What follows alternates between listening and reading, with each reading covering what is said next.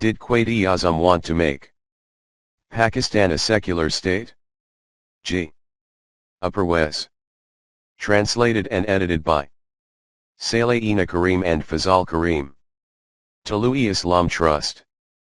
Did Quaid-e-Azam want to make Pakistan a secular state?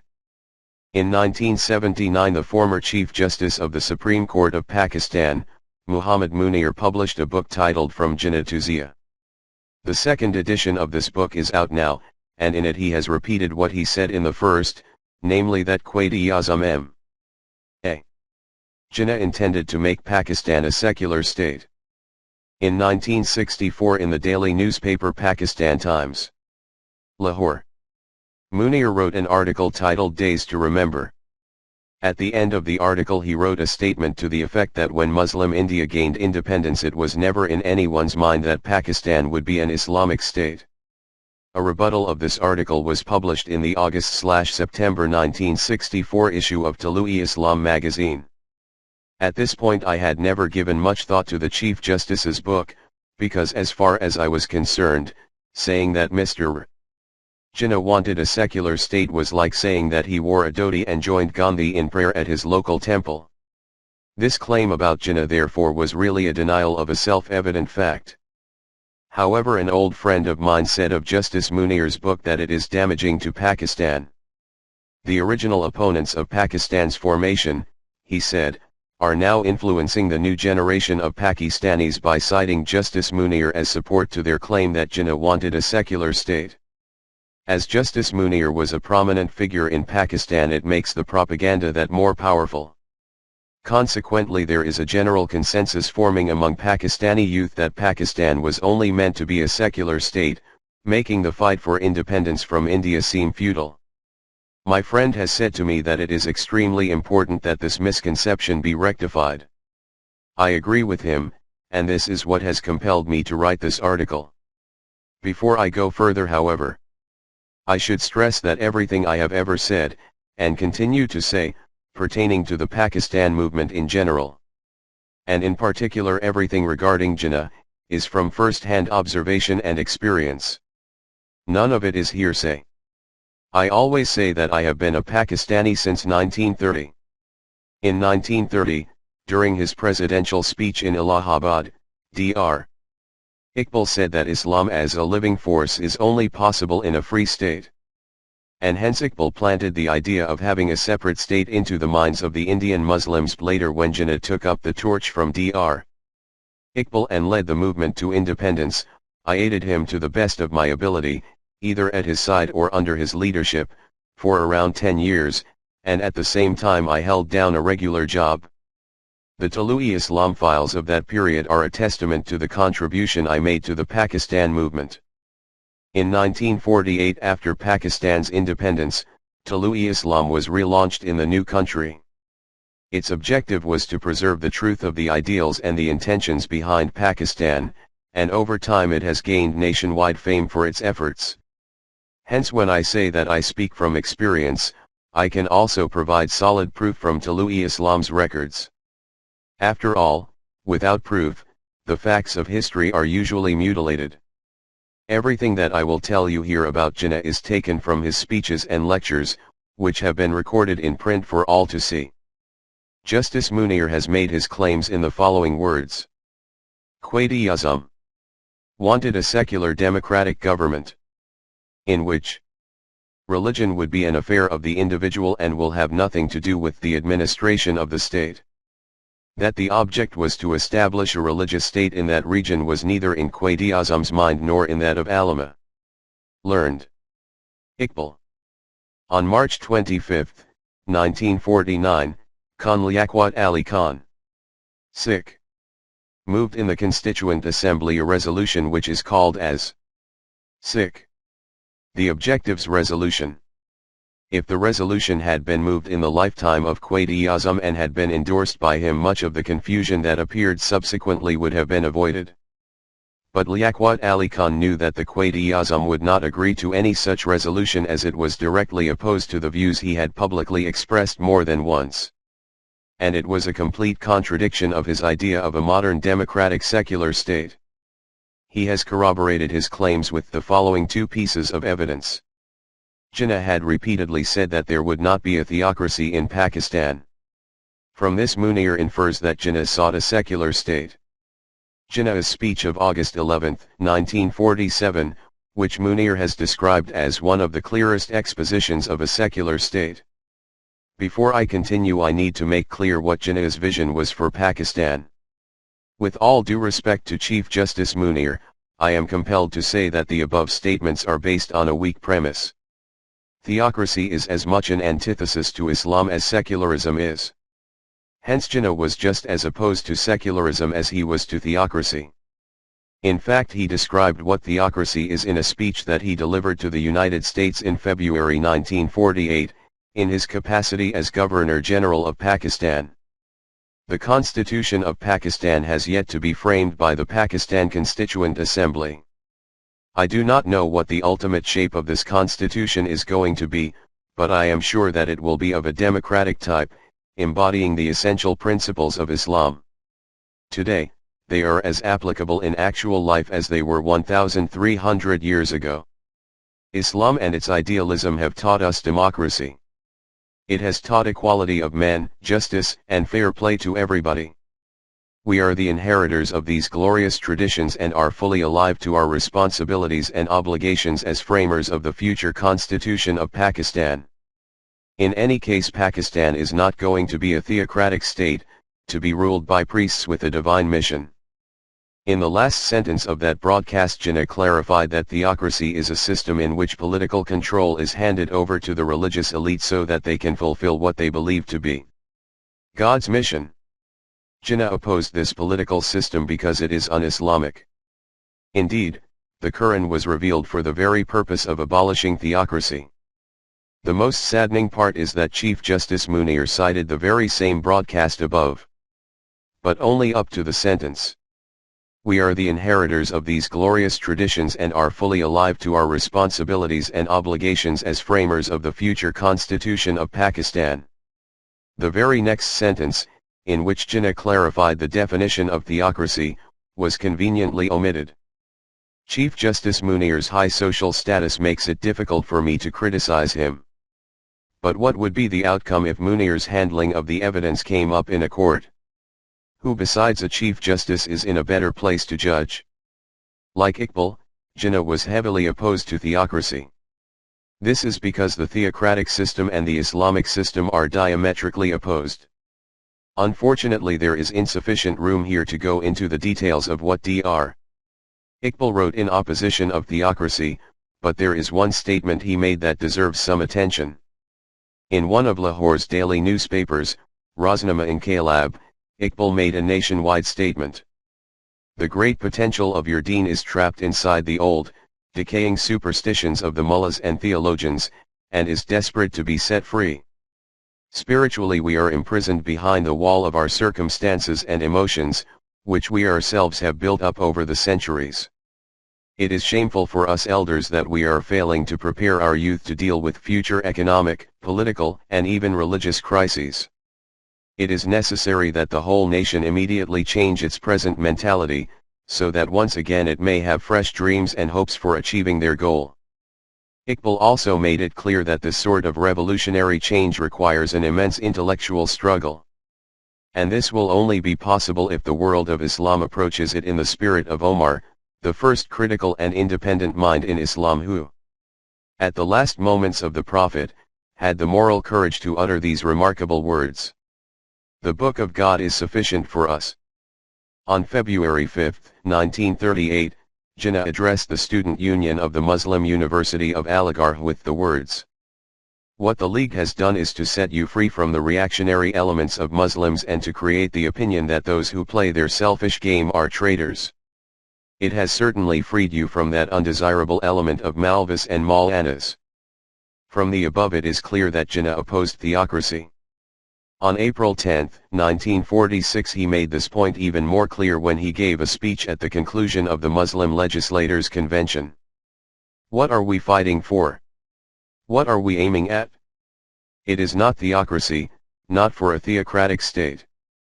Jinnah was in fact aiming for an Islamic state, not a theocratic one. What constitutes an Islamic state is a vast subject, and I have already written hundreds of pages on it. However, the bottom line is that in an Islamic state no human being has the right to govern another. Jinnah made this same point whilst attending a conference held with students at Osmania University in Hyderabad, Deccan, in 1941. In fact, he made the point so firmly and succinctly that no further explanation was necessary. There is a special feature of the Islamic State that must not be overlooked. Here obedience is due to God, and in practice this means observing Quranic principles and injunctions. In Islam, authority belongs neither to a king, nor to a parliament, nor to any individual organization. Quranic injunctions determine the limits of our civil liberties and obligations in the political or social context. In other words, the Islamic State is the name of the authority that enforces Quranic principles and injunctions, and this in turn requires a territory. From this statement we hope that Chief Justice Munir will have realized what type of state the Jinnah wished to establish rather than theocracy. So what was the reason for the struggle for independent Pakistan, and why was there so much opposition against Jinnah? The only reason for the opposition was that Jinnah sought to establish an Islamic state, whilst his opponents, i.e., the Hindus and the Muslim nationalists, were in favor of a secular state. Once again, there is insufficient room to cover the history in detail here, so I will provide only a few examples. When Jinnah demanded the formation of a religious state, i.e., one based upon the deen, the well-known leader of the Congress of the time, Mr. Vallabhbhai Desai, declared during speech to the Indian Legislative Assembly, "I desire at once to repudiate the correctness of one statement which I have read out to you. That religion, race, or language raise differences which have a disruptive effect in human society as is claimed. The histories of the world of today and of its greatest democracies are evidence to the contrary. The only things that unite the national consciousness of a people are political and economic interests. I am therefore one of those who do not believe that diversity of language or race has got any relation whatever to the necessities of a political and economic unity. And, coming to the last point, I hold that religion should have the last place in creating any diversity in the matter of nationality.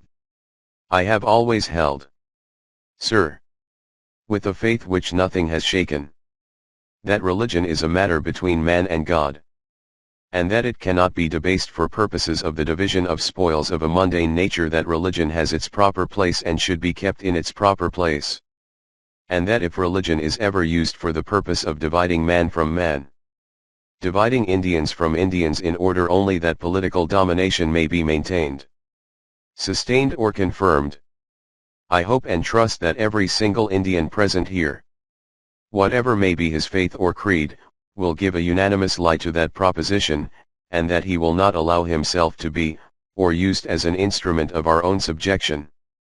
A commentary piece appeared some time later in the Hindustan Times on the same issue. It stated that the concept of God's government is obsolete, and that the Muslims of India would be making a grave error if they tried to establish such a state in India, or to try and divide a country into pieces, when so many mixed communities were living throughout the subcontinent and could not justly be split up. Fortunately, said the article, there were some responsible Muslim leaders who were not chasing this mirage. Soon after the Lahore Resolution was passed in 1940, Gandhi commented, "If religion is allowed to be, as it is, a personal concern and a matter between God and man, there are many dominating common factors between the two communities, Hindu and Muslim, which will compel common life and common action." In 1946 Gandhi stated along similar lines, "If I were a dictator, religion and state would be separate. I swear by my religion. I will die for it. But it is my personal affair. The state has nothing to do with it. The state would look after your secular welfare, health, communications, foreign relations, currency, and so on, but not your or my religion. That is everybody's personal concern." Gandhi had made the above statement in response to a letter he had received from Jinnah on January 21, 1940, in which Jinnah had written, "Today you deny that religion can be a main factor in determining a nation. But you yourself, when asked what your motive in life was, the thing that leads us to do what we do, whether it was religious, or social, or political, said, purely religious. This was the question asked me by the late Mr. Montague when I accompanied a deputation which was purely political. How you, social reformer," he exclaimed, "have found your way into this crowd." Sick. My reply was that it was only an extension of my social activity. I could not be leading a religious life unless I identified myself with the whole of mankind, and that I could not do unless I took part in politics. The gamut of man's activities today constitutes an indivisible whole. You cannot divide social, economic, political, and purely religious work into watertight compartments. I do not know any religion apart from human activity. It provides a moral basis to all other activities which they would otherwise lack, reducing life to a maze of sound and fury signifying nothing. As we have already seen, Jinnah made it clear that authority cannot belong to the people, only to the Quran. An Islamic state has a constitution based on Quranic law. Jinnah made numerous references to the magnificence and power of the Quran during the entire time of the Pakistan movement. For instance, in 1943 in the province of Sarhad, NWFP, the Muslim Students' Federation asked Jinnah to give them an inspirational message. He said to them, "You have asked me to give you a message. What message can I give you?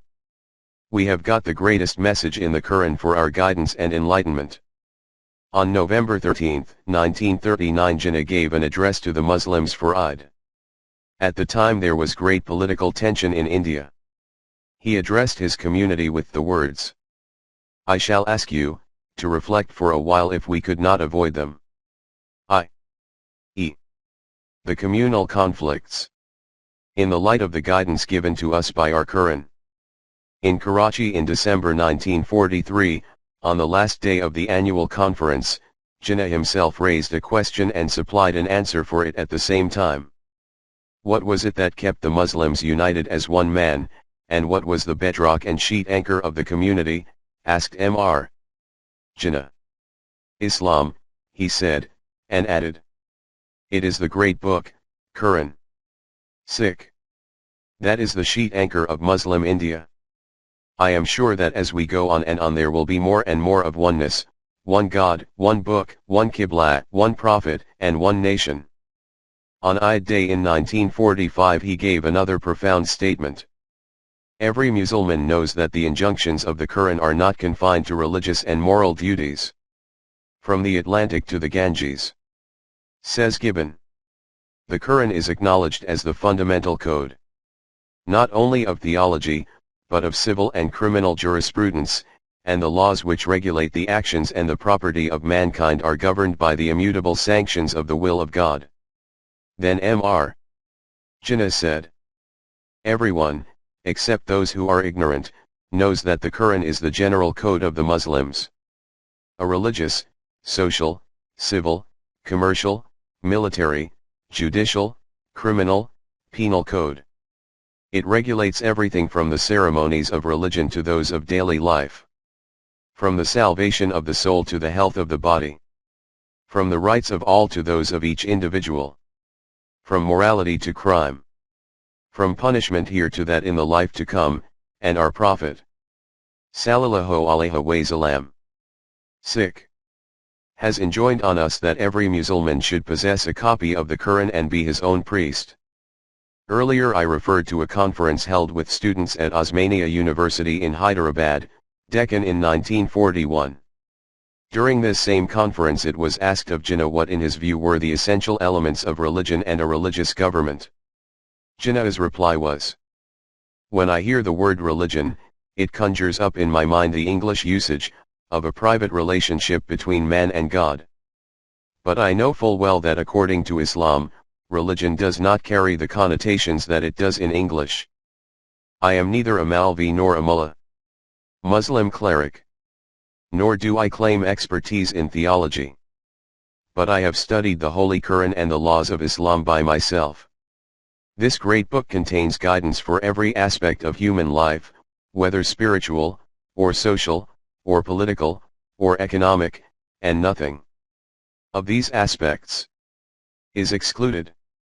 The Quran's principles and injunctions are not only in the best interests of Muslims. In fact, in an Islamic state, non-Muslims will be treated better and accorded more rights than can be conceived anywhere else.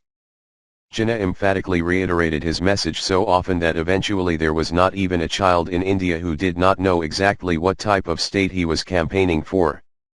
On January 1, 1941, during the Akhand Hindustan Movement Conference in Ludhiana, the famous political leader M.R. Munshi asked in his presidential address what Pakistan means. He then answered his own question with the words, "First, Muslims all over India are a separate and single nation. Second, Muslims from all over India are entitled to one or more homelands where life and government are to be molded according to Quranic principles, and where Urdu will be the national language." Incidentally, at the Pakistan Association's celebrations of the centenary anniversary of Jinnah's birth, German professor Dr. Cronin said in his address that the Quran was the model for Jinnah. Hence it seems that while M.R. Munshi of India and the German scholar Professor Dr.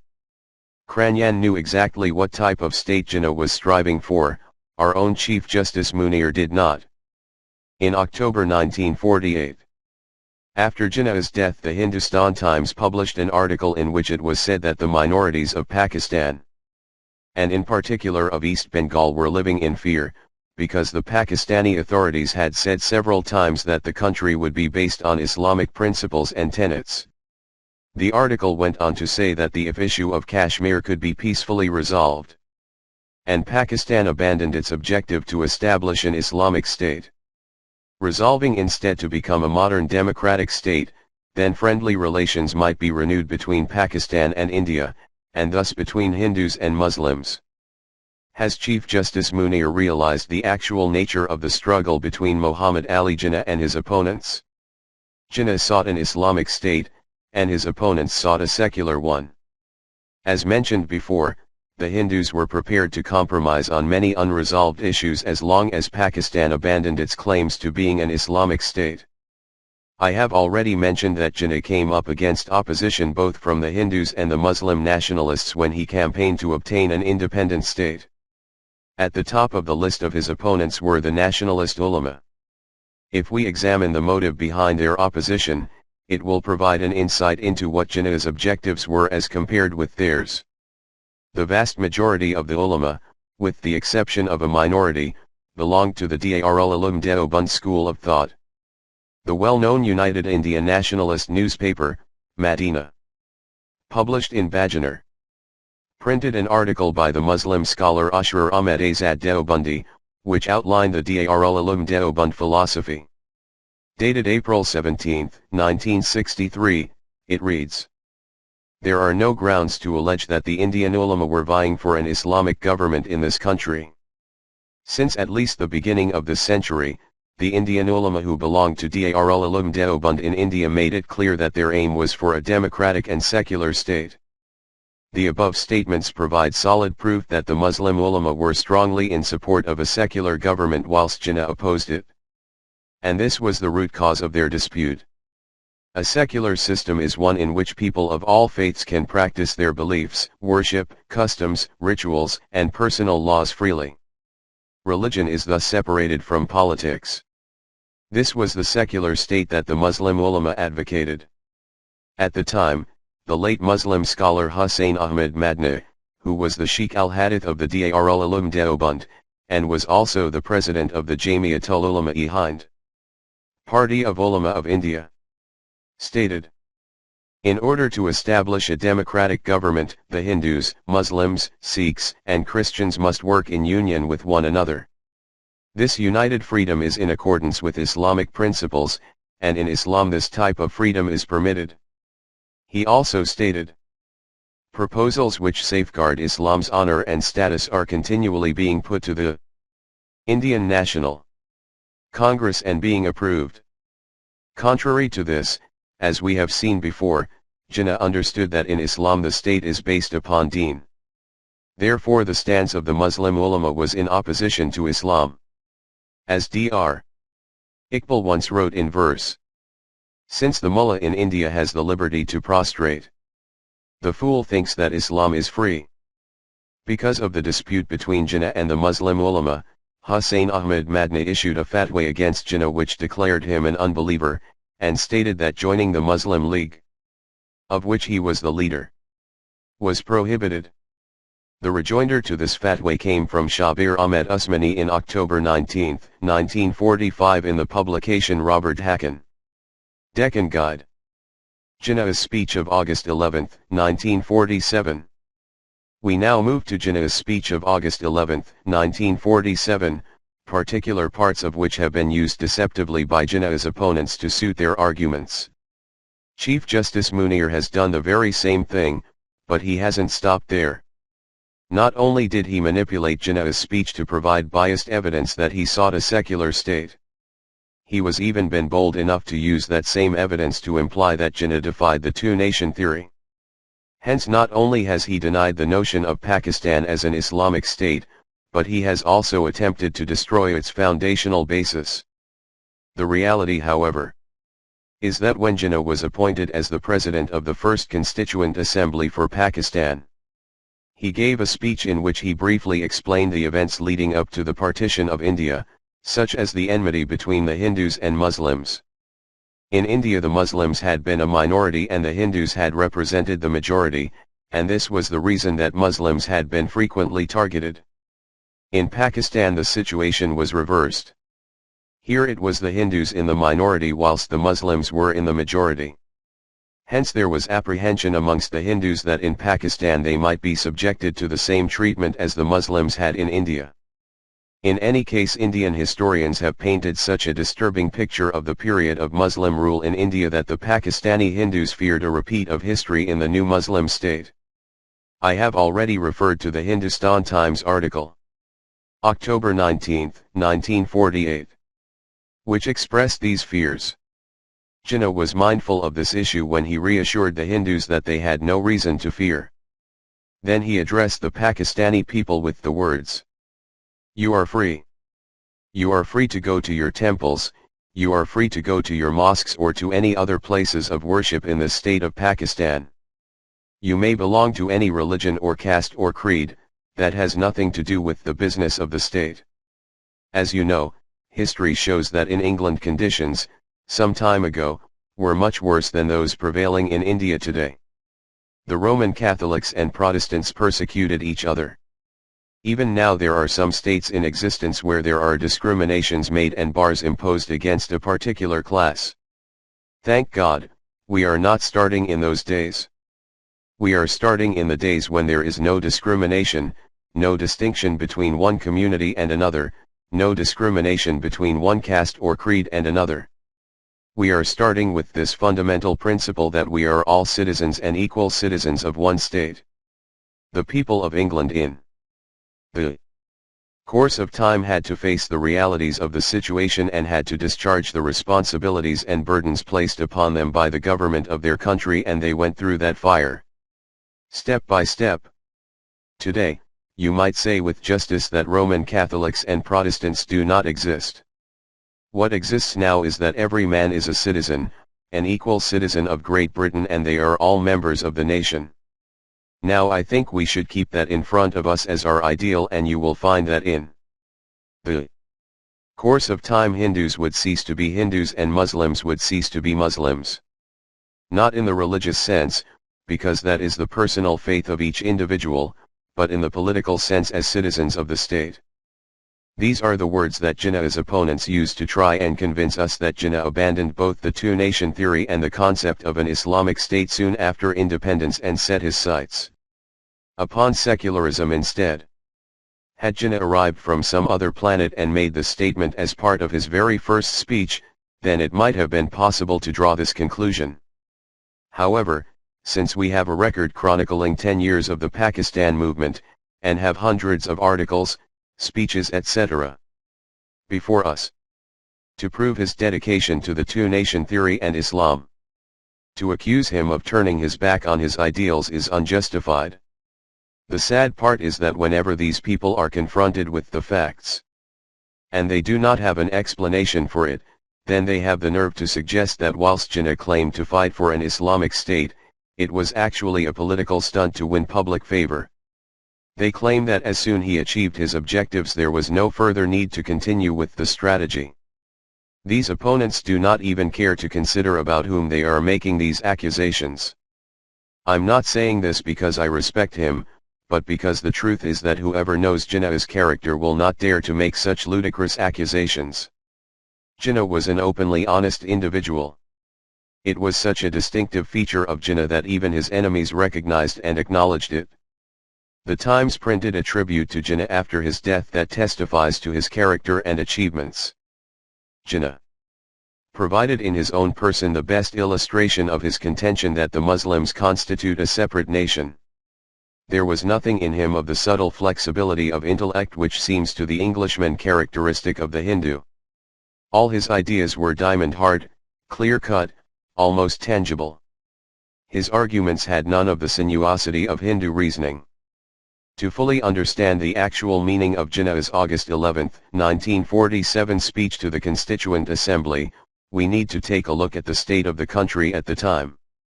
As Chief Justice Munir himself describes it, after partition the smoldering volcano burst into a conflagration.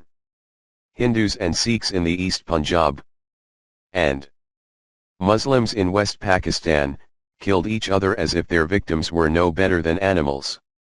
Retaliation followed retaliation till the whole province turned into a seething cauldron of hate and humanity among Muslims and non-Muslims, sank to the lowest depths of degradation and savagery. Escorted caravans and trains proved illusory and unsafe means of transport. Sometimes the whole caravan was practically slaughtered and it arrived in Pakistan with more dead than the living. Abduction and rape flourished on both sides of the border, and hundreds of children were transfixed with spears and their bodies were publicly carried on the spikes. Obviously the barbaric chaos in India had caused a backlash in parts of Pakistan, and subsequently non-Muslims, and in particular Hindus, were uncertain about their future. Bearing in mind that this was a country that was not a day old, with no army, and which had no economy as such, what must have been going through the mind of its founder under these difficult circumstances?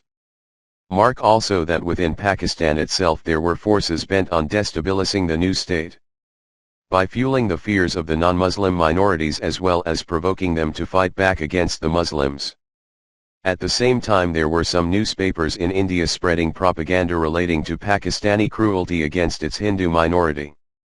Hence it was vital for the Pakistani minorities to be assured that they were safe and would be protected from harm, and would not face discrimination based on their religious beliefs. These were the circumstances in which Jinnah had to deliver his first speech. For the most part Jinnah had a very balanced, rational personality. He rarely let his emotions get the better of him. However, considering the state of the country and the enormous responsibility he had to bear, for him to be at least partially emotional was understandable. As I mentioned earlier, Jinnah wanted to assure the minorities that they were entitled to the same civil protection as the Muslim majority. His speech was styled purely to reassure the public and prevent civil unrest. Though I accept that he was uncharacteristically emotional, and thus he was not as careful with his choice of words as he normally would have been. Hence to conclude that Jinnah fought a 10-year battle for an ideal, only to throw it out the moment he achieved Pakistan's independence, is a grave injustice. No rational human being would ever accept such an idea. Now let us take a look at how this speech was received by the non-Muslim minorities.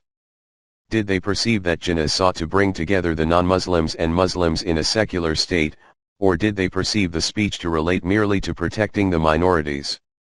Mr. Joshua Fazl-ud-Din, deceased, was a very famous Christian leader.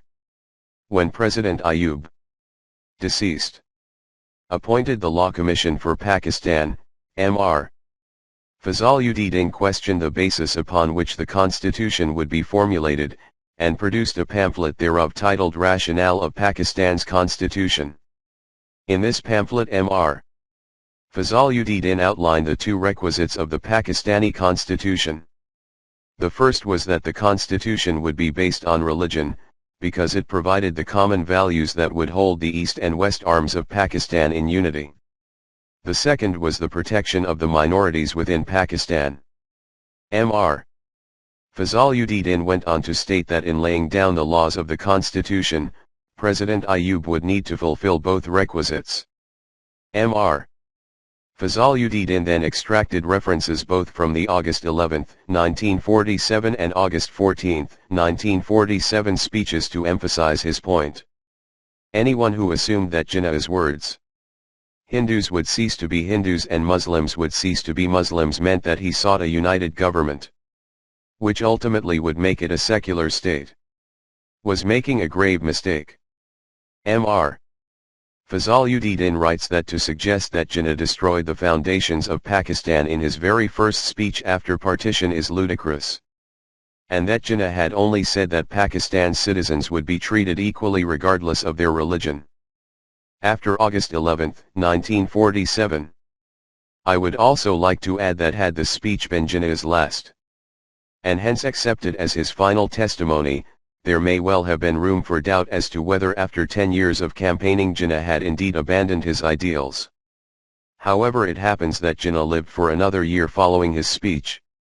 Although he was very ill during his final year, in the early part of 1948 he said, "This dominion, which represents the fulfillment, in a certain measure, of the cherished goal of 100 million Muslims of the subcontinent, came into existence on August 15, 1947. Pakistan is the premier Islamic state and the fifth largest in the world. I have already shown that Chief Justice Munir omitted a part of the above broadcast in which Jinnah had defined what theocracy is on page 30 to 31 of his book. It saddens me to have to say that once again, on the same page, Chief Justice Munir failed to include Jinnah's direct reference to the Islamic State. He made these omissions because he knew that these parts of the speech would have damaged his own argument." In the same month of that year, Jinnah addressed the Australian people with the words, "West Pakistan is separated from East Pakistan by about 1,000 miles of the territory of India. The first question a student from abroad should ask himself is, how can this be? How can there be unity of government between areas so widely separated? I can answer this question in one word. It is faith. Faith in Almighty God, in ourselves and in our destiny. But I can see that people who do not know us well might have difficulty in grasping the implications of so short an answer. Let me, for a moment, build up the background for you. The great majority of us are Muslims. We follow the teachings of the Prophet Muhammad. Peace be on him. We are members of the Brotherhood of Islam, in which all are equal in rights, dignity, and self-respect. Consequently, we have a special and a very deep sense of unity. But make no mistake, Pakistan is not a theocracy or anything like it. Islam demands from us the tolerance of other creeds, and we welcome in closest association with us all those who, of whatever creed, are themselves willing and ready to play their part as true and loyal citizens of Pakistan. Not only are most of us Muslims, but we have our own history, customs, and traditions, and those ways of thought, outlook and instinct which go to make up a sense of nationality." Emphasis added. Had we successfully based the Constitution of Pakistan on Quranic values and at the same time ensured a widespread education on the implication of these values, then East Pakistan 58 would never have become separated. The fundamental reason that East Pakistan became independent is that the Quranic ideals that unite the Ummah were forgotten, and the concept of race and nationalism was imposed in its place. The result of this was disunity, and hence the division of Pakistan followed. Faith, in Allah, in oneself, and in the future, was the firm foundation upon which Pakistan was built. Again, I should mention that Chief Justice Munir cited the above speech to the people of Australia on page 31 of his book, but he omitted the part in which Jinnah mentions faith. On April 7, 1948, at the Government House in Peshawar, Jinnah said to the tribal jirga, "Tribal jury, we Musulmans believe in one God, one book, the Holy Quran, and one Prophet. So we must stand united as one nation."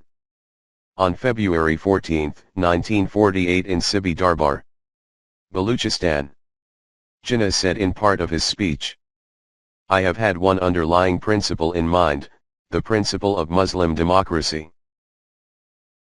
It is my belief that our salvation lies in following the golden rules of conduct set for us by our great lawgiver, the Prophet of Islam. Let us lay the foundation of our democracy on the basis of truly Islamic ideals and principles. Our Almighty has taught us that our decisions in the affairs of the state shall be guided by discussions and consultations. Following the partition of India, when the British, Hindus and Sikhs conspired heavily against us, the whole Pakistani nation was feeling dejected and disheartened. It was around this time that Jinnah delivered an uplifting speech at Lahore University Stadium on October 30, 1947, which gave the Muslims a much-needed morale boost.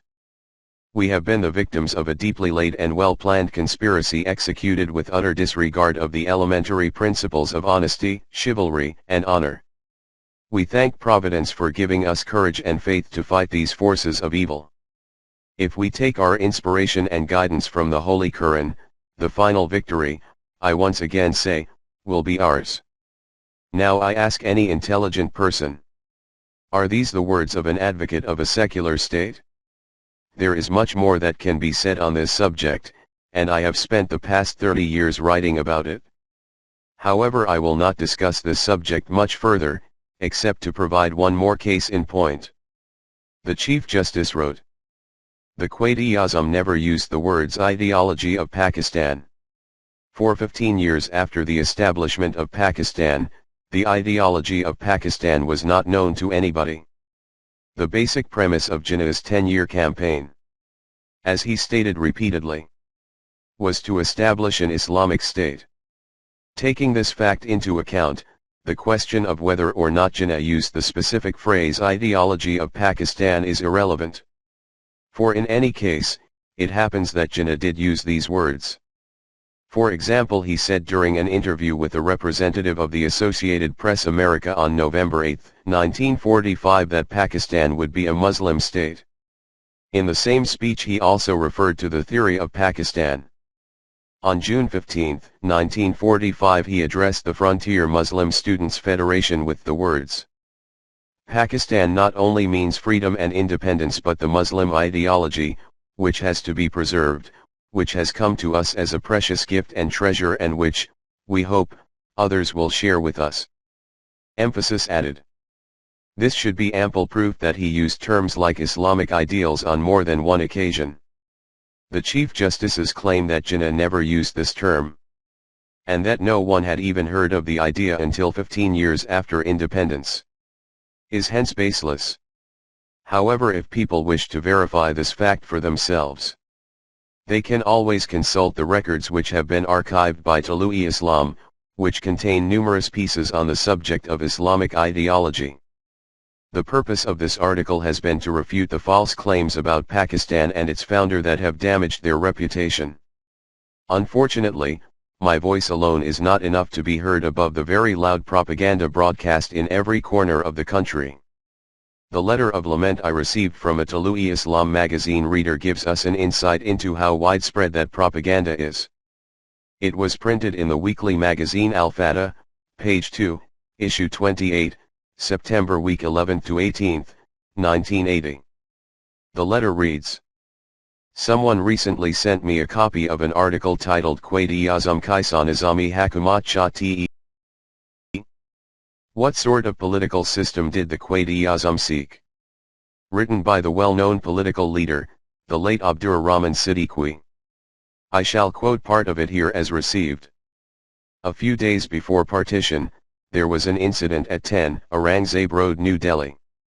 At the dinner table, Raja of Mahmudabad asked of Quaid-e-Azam, what type of constitution will Pakistan have? Quaid-e-Azam countered with the question, what form of constitution do you think Pakistan should have? Raja Sahib replied, a man who understands deen, is God-fearing, practices his religion, and is most virtuous, should always be appointed as the head of state. Quaid-e-Azam said, you are in the 20th century, but your mindset belongs in the Middle Ages. Pakistan will be a secular democratic state. Raja Sahib then said, sir, for many years I have understood that the Muslim League's struggle was for an Islamic state and constitution. What type of Islam? Asked Quaid-e-Azam. In Islam there are 72 sects. Raja Sahib fell silent. Unfortunately, neither is Abdur Rahman Siddiqui, nor Raja of Mahmudabad, nor even Jinnah alive today. Ms. Quratul An Haider fled to India, and there she blatantly wrote that she didn't believe in the two-nation theory. Now how can anyone confirm that this dinner conversation did indeed take place as described? The truth is that history is often mutilated because of stories such as this. This is why I said in the beginning of this article that only those statements of Jinnah, or of anyone else for that matter, which have been properly recorded during his lifetime should ever be cited as historical evidence. The account of the above incident alone can effectively throw all legitimate books containing Jinnah's statements and correspondence out to sea. After all, fiction is always far more appealing than reality, and hence more compelling. The final surah of the Quran contains a prayer that asks for God's refuge against evil forces. Say, I seek refuge with the sustainer of men, the sovereign of men, the God of men, from the evil of the whispering, elusive tempter who whispers in the hearts of men. 114. 1-5. The use of anecdotal evidence is an effective strategy in putting doubts in people's minds and hearts. Not only individuals but entire nations can be ruined. Ever since Pakistan came into being there have been ongoing attempts to do just that. Consequently, some people say that Pakistan came into being simply because of the Hindus' narrow-minded approach towards Muslims with regards to independent India. Others say that the motivations behind Pakistan's formation were economical.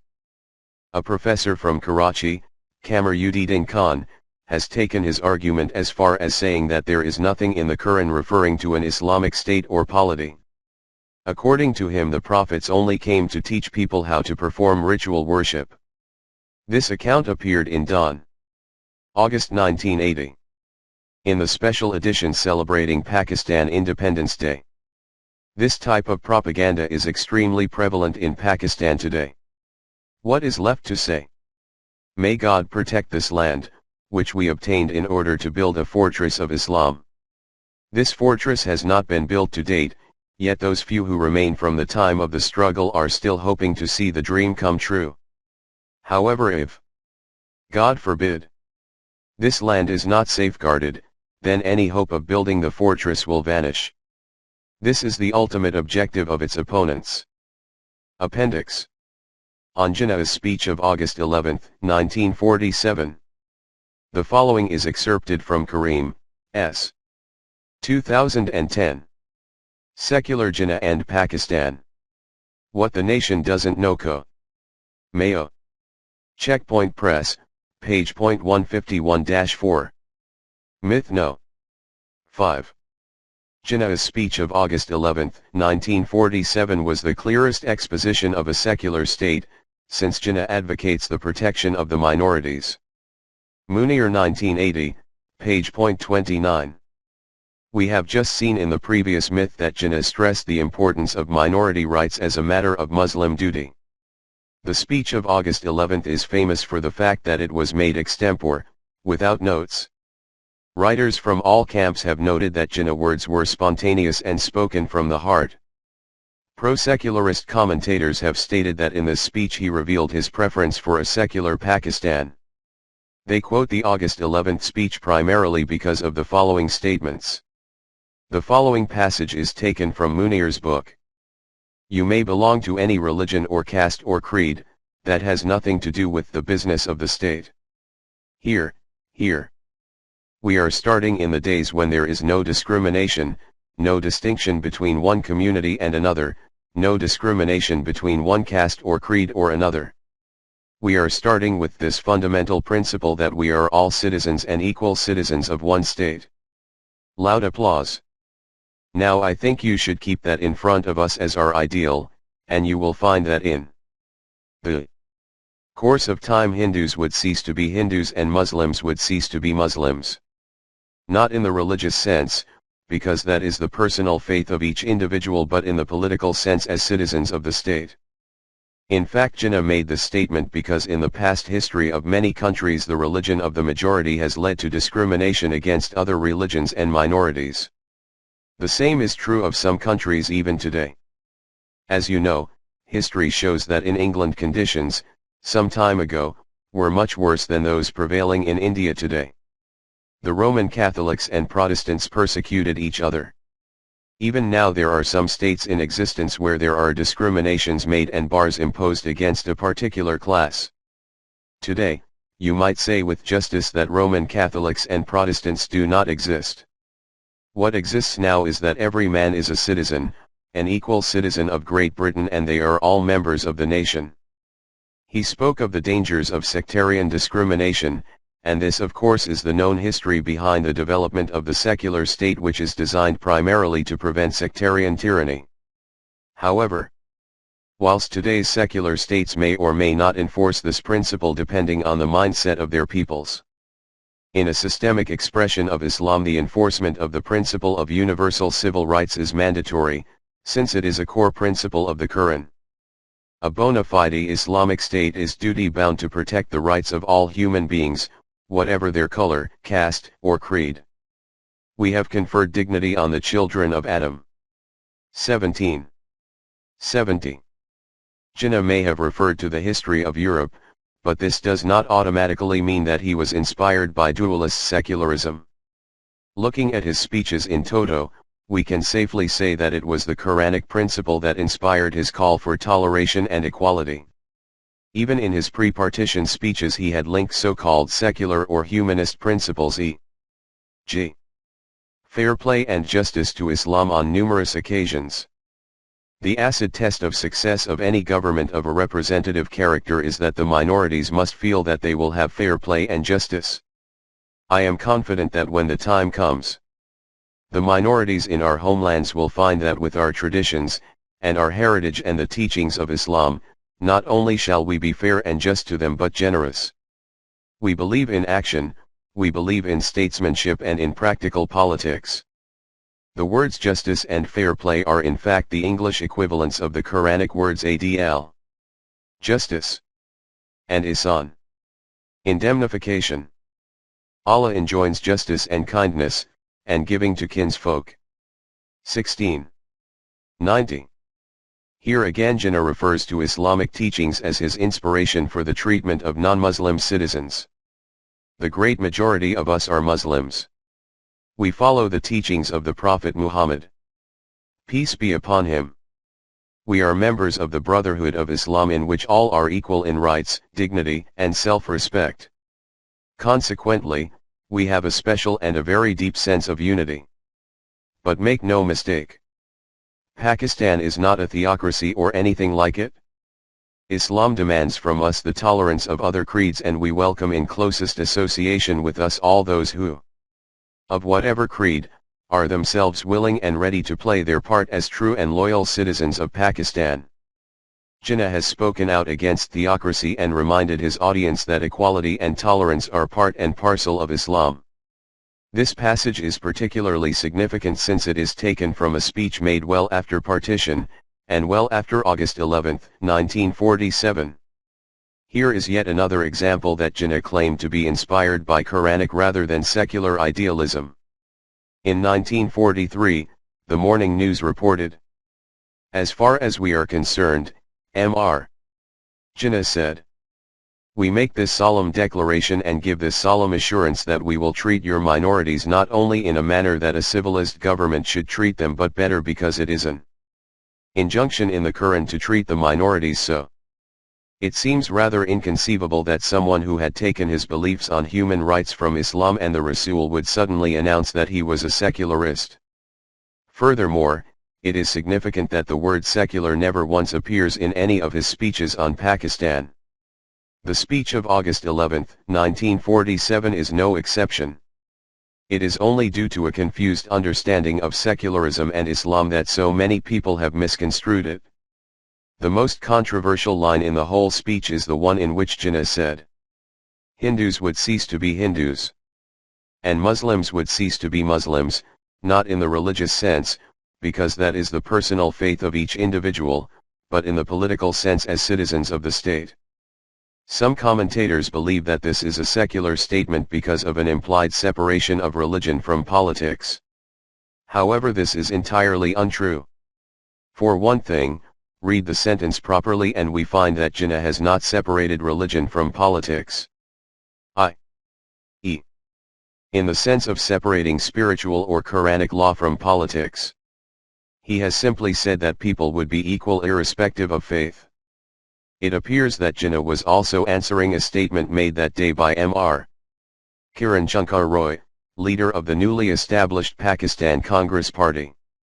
The Pakistan Times reported Mr. Roy's speech as follows. Speaking about the minorities, Mr. Roy said that if Pakistan meant a secular democratic state, a state which would make no difference between citizen and citizen irrespective of caste, creed, or community, he would assure him that he, Mr. Jinnah, would have their utmost cooperation. Roy also admitted that he and his Congress colleagues were not very happy about either the division of India or the partition of the Punjab and Bengal. But they would accept the citizenship of Pakistan with all its implications. He was evidently seeking an assurance from Jinnah that Pakistan would be a state in which there would be no discrimination based on religion. It could also be that he was pushing for Jinnah to explicitly confirm that Pakistan would be a secular state. Jinnah did indeed assure all minorities of equality before the law, and this was enough to satisfy Roy and other non-Muslims. But Jinnah nevertheless did not say that Pakistan would be a secular democratic state. He had always said that it would be an Islamic democracy, and he never moved from this position. To further understand this point requires a deeper understanding of a number of Quranic principles. There is insufficient room to discuss these in detail here, but in chapter 12 we will review the principles of the Quran that help make sense of Jinnah's supposedly controversial words. In the meantime, it is worth noting how one biographer of the Quaid Azam has interpreted the speech. In his Jinnah, creator of Pakistan, Hector Bolitho produced Jinnah's passage above and commented. The words were Jinnah's. The thought and belief were an inheritance from the Prophet who had said, 13 centuries before, all men are equal in the eyes of God. And your lives and your properties are all sacred. In no case should you attack each other's life and property.